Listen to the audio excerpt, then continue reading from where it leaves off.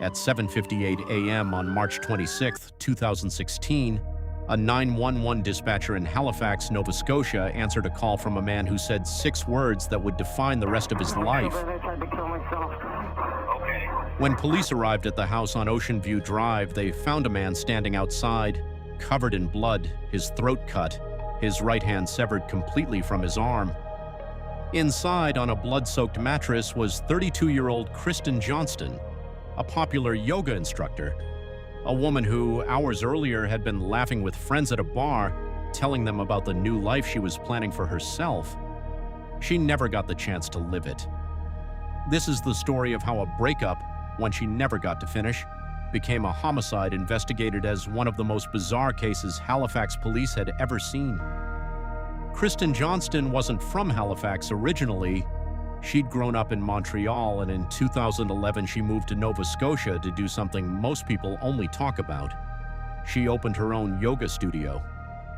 It was called Bikram Yoga Halifax, and for years it was hers, her name, her business, her community. That same year, through a mutual friend, she met a man named Nicholas Butcher. Butcher wasn't just anyone. He was a Dalhousie University Law School graduate with a bachelor's degree and a master's on top of that. Smart, educated, the kind of person you wouldn't expect a headline like this to be written about. They didn't start dating right away. According to Butcher's own testimony, their romantic relationship didn't begin until the summer of 2015, 4 years after they first met. By the end of that summer, he was essentially living at her house in the Purcell's Cove area on the outskirts of Halifax. By January 2016, he'd moved in for good. On the surface, it looked like 2 adults building a life together. But 2 things were quietly falling apart at the exact same time, and neither of them had anything to do with each other until they collided. The first crack was money. Johnston's yoga studio, the business she'd built from nothing, was failing. By February 2016, about a month before her death, she made the decision to shut it down for good. Friends who testified later at trial said Johnston was deeply stressed about the closure. It wasn't just a business failing, it was the thing she'd moved provinces for crumbling in front of her.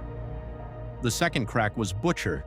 According to testimony from multiple friends, Johnston had started talking openly to more than one person about ending the relationship. She told a friend named Dennison that she wasn't happy, that she didn't feel Butcher was supporting her the way she needed. She asked him directly, "How do I break up with someone quickly and kindly?" She wasn't hiding this. She wasn't whispering it to one confidant. She was telling her friend group, one by one, that this relationship was ending, and she had a plan for what came after. Johnston told friends she intended to sell her house, leave Halifax, and move across the country to Tofino, British Columbia, to be closer to her sister who was pregnant. She wanted one last summer in Halifax, then she wanted out.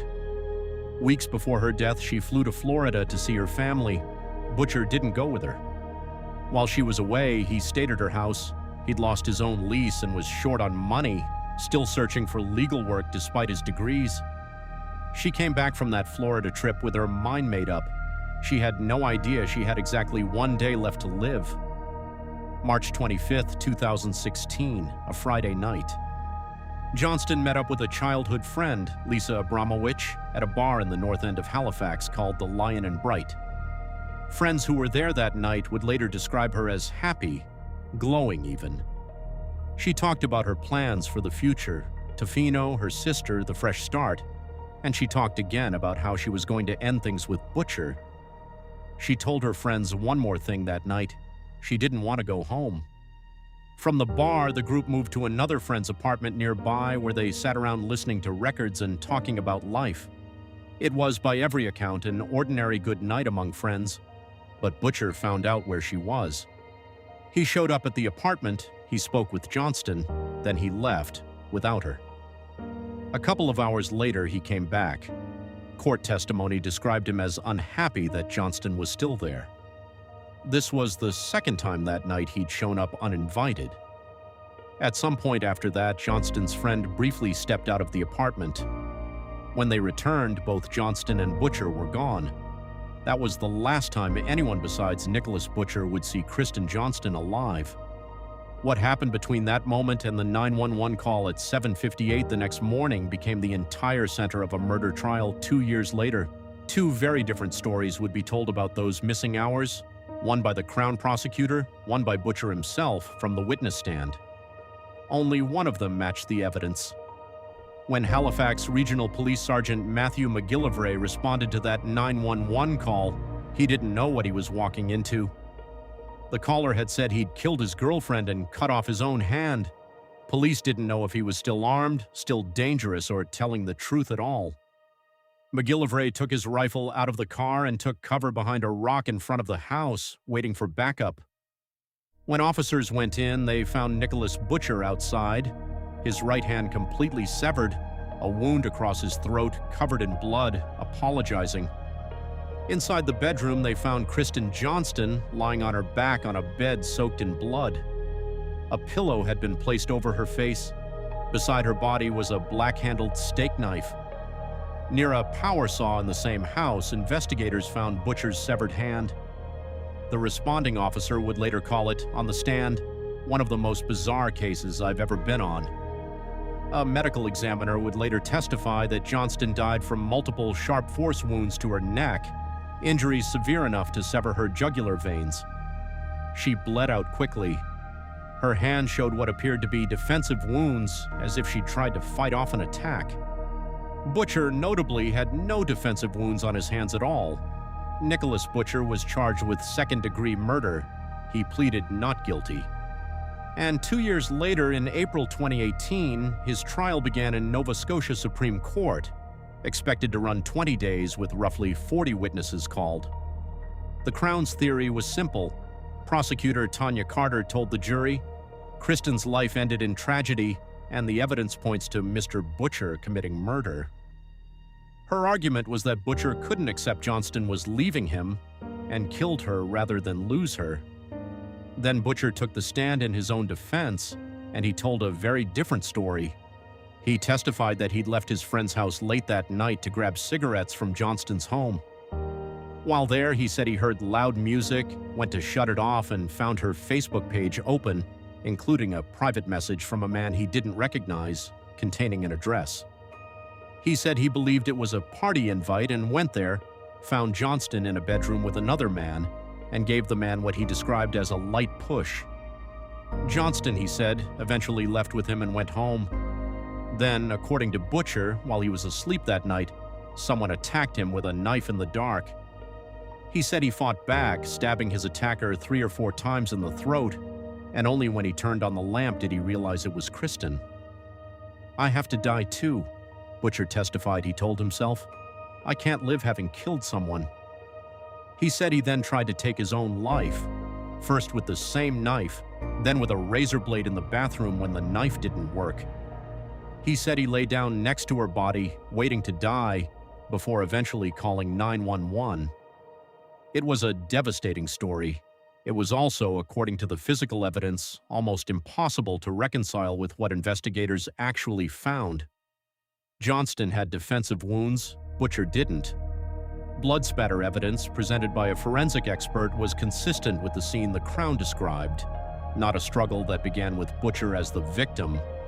And Butcher's own words to the 911 dispatcher, repeated 6 separate times during that call, were simply, "I killed her." At no point in that call did he mention being attacked first. The jury deliberated for a day and a half. On April 28, 2018, the jury found Nicholas Butcher guilty of second-degree murder. At sentencing, the jurors themselves were asked for their recommendations on parole ineligibility. 4 said at least 25 years. Others suggested 20 or somewhere between 10 and 18. Ultimately, Justice Joshua Arnold set Butcher's parole eligibility at 15 years, minus the 880 days he'd already spent in custody awaiting trial. Butcher didn't stop fighting the conviction. He appealed to the Nova Scotia Court of Appeal. During that appeal, the court noted that Johnston was rendered, in its words, particularly vulnerable by the simple act of trying to leave, and that she paid for that decision with her life. The appeal decision went further, stating plainly that women are the primary victims of domestic violence perpetrated by male intimate partners, and that sentencing law must not underemphasize the gravity of intimate partner homicide. The Court of Appeal dismissed Butcher's appeal. He then took his case to the Supreme Court of Canada, Canada's highest court, which declined to even hear it. As is standard practice, Canada's top court gave no reasons for turning him away. The legal saga that began the moment Kristin Johnston tried to end a relationship was finally over. Kristin Johnston moved to Halifax to build something of her own. She built a studio. She built a community of friends who, years later, would stand in a courtroom and testify to exactly who she was and what she wanted. A fresh start, a summer with the people she loved, a life on the other side of the country near her sister. She was weeks, maybe less, from actually starting that life. The people who knew her didn't remember her as a case number or a headline. One friend on the stand put it simply, she was a really nice person, the type of person you'd want to be friends with. That's the version of Kristin Johnston worth remembering. If you enjoyed this video, don't forget to like, subscribe, and turn on notifications. What are your thoughts on this case? Let me know in the comments. I read them all. Thanks for watching, and I'll see you in the next one.